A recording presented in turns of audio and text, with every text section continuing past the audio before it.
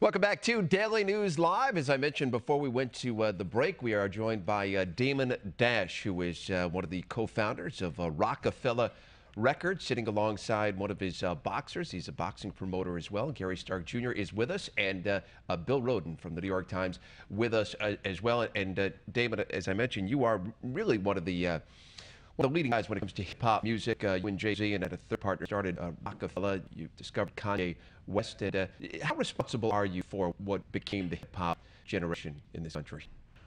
I mean, I guess for the last 10 years, we probably set a precedent for independent entrepreneurs to be able to capitalize off hip-hop and sort of lead by example, and also put in a certain degree of music that reflect our lifestyle. And, you know, it's about the last 10 years. I'm kind of fading out of that. You know, since then I started Rockefeller, sold that, produced movies, into boxing, and I guess why I'm bringing all that up is because we try to instill within the culture is entrepreneurship and being able to capitalize off our culture as opposed to other people capitalize and making it where it's easier for them, more lucrative. I want to talk about your business about boxing and things like that, but one thing that just jumped out at me is I was reading a bio on you. You own 1,300 pairs of sneakers. Is that true? Yeah, because I had such a love for it, and I went out and bought Pro Kids. The company, you bought Pro Kids. So now, you know, I can sell the sneakers, and what I do is I wear them once, and then I give them to a charity. But, you know, if I like a pair of sneakers like these white Pro Kids right here, I'll wear them once, I'll buy like 10 pairs of the same sneakers because I like them to be. By the way, where's one but 1,300 pair of sneakers? I have a closet, I have a closet sneakers I walk in. That's the thing. Mr. Rhoden, go ahead, sir.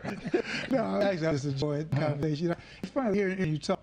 Just wrote a book. This is completely just wrote a book. It's coming out in July called $40 Million Slaves, and it's the rise, fall, and the redemption of black athletes. And I think one of the things that I think the athletes have done, that a lot of musicians have done, is exactly what you're talking about. The whole thing is self-empowerment. Right. Coming together, let's kind of make money off our own resources as opposed to always giving it away. And I was always hoping that there could be some type of influence. Right. A lot of athletes, and now you're kind of getting that business, could sort of take for all the heat that a lot of rap artists take. One thing that you guys do get is that whole idea of capitalizing on your own labor. Right. Absolutely. Well, that's one thing that I'm trying to bring to the world of boxing and why I got involved in it. You know, I started out sponsoring some boxers, pretty much clothing line on them, and they'd always ask me, guys like Floyd Mayweather and Winky Wright, you should become a promoter, but I didn't quite understand the game. And I started looking at the game, assessing. I know there could be like a little bit of energy, some fresh energy there. I thought that, you know, the athletes should be able to somehow benefit from the things that they don't have a good experience, a positive experience from boxing, as opposed to always saying they got jerked or have be a negative experience. And one of the guys you're voting is sitting right next to this is Gary Stark Jr., two-time Golden Glove champion, three-time, do not slight the three times Golden Glove champion, a featherweight. What did you call featherweight? Puddleweight. He called it a puddleweight. That's a goof on me. How important has he been in your development as a boxer? Real big. I met Damon probably like 2001 before this whole movement started with boxing.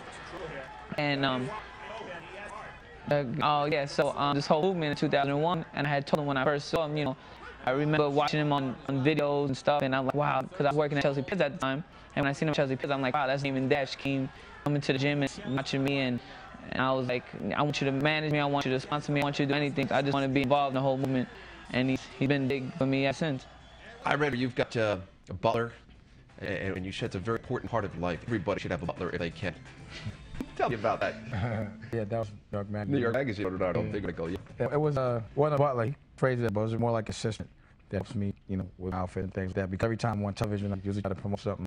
And, you know, if I'm doing something as relates to press, and I'm doing it 3 different times a day, I need to make sure my outfits are together. Like, for example, right here is wearing my new line, the CEO, with the camera on CEO collection. You know, looking fresh, too. And he's looking fresh, too. Very fresh. And then the sneakers he had on the Pro Cash, and I've on Pro Cash, and the watch I have on a Terray. So it's also promotion. Just keeping things organized, and we're trying to do a lot of things.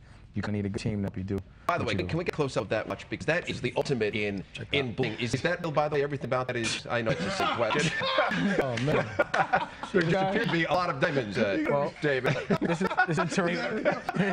This is You need shades. You gotta get shades. This is Terray. Of course, please. This is Terray watch I actually on this company. Terray means Dash in Russian and French. So, you know, like I said, I'm lucky enough to be able to capitalize off everything that I love. But my work really isn't work. It's just actually, you know, being able to make money. What's the price tag on that? This one would run about 200,000. But you'll be running right out, pick one up after the broadcast. No, I got mine. Tell us we're going to be fighting again next, Gary. Well, we really don't have a date right now. Just settling down. We just had a big, impressive win. Just had a war. A war like 3 weeks ago. It was coming out party. And right after that, we just got to sit down and talk, me, my father, my whole camp team, and just see what's up next. You're with Lou Bella. You and Lou were promoting things together. Yeah, Dash Bella. He knows a lot more about boxing game than I do. I have to admit, he had a good track record. And you know, I'm good at marketing and making sure where people have some of invested interest in the boxer. I definitely feel that the African American community can step up and start to support each other a little better. Like a Spanish fighter like him will have a whole support system whenever they go. The whole world move. And Oscar De La Hoya, I think a guy like Floyd Mayweather and Winky Wright have a big following. I was a little disappointed that Winky Wright's fight with Jermaine Taylor wasn't a pay-per-view fight, and again, it's two African American fights. So I want to help with that process as well. It's interesting, this is kind of apropos. We were talking in the segment about soccer and that kind of stuff, and why it didn't take root here. But you know, boxing will always be. You know, I mean, it goes through peaks and valleys, and you wonder if there's Tyson. I grew up with Ali and listening, and you wonder if, you know, boxing will always be with us. You know, it's always going to be here. You know, I don't know what it was. I guess it's very primal, that kind of stuff. You know, but it's and I try to figure out because we're burying it. The next thing we know, there's a Winky Wright, there's a Jermaine. It will always be. It's something that's, you know, organic and earthy. It's not a question. It's just, you know, just sort of a statement. How do you capitalize? How do you get, you know, how to get more communities involved? I know there's a lot of competition, but it will always be. It will always be with us. Dane, any thought on that? On Bill's comments there? Well, yeah, I mean, you know, boxing is a sport that has a lot of aspiration with it. It also helps a lot of people get out of a bad environment. You know what I mean? I think with, you know, hip hop and different things now, some people will be like, I'd rather music and get punched in my face for, you know, a living. So to a degree, you know, it takes real love for sports. You gotta really love it. You gotta really love it, because boxing is a lot of sacrifice, a lot of commitment on a lot of different levels. You know what I mean? I see my man Gary, he never used to see a girlfriend, nothing like that. And none of that stuff. You know, it's a lifestyle, way of living. It's running every day, and you know, there's other things out there now that people probably choose that could be easier. So I think, you know, the boxers show a lot of admiration because there's so much love they have for All right, on that note, gentlemen, let's hit a break here on Daily News Live. When we come back, Daily Rant, you're going to stick around. I know you're a Knicks guy. What your thoughts on what happened with Knicks team? We are back here on Daily News Live in just a moment.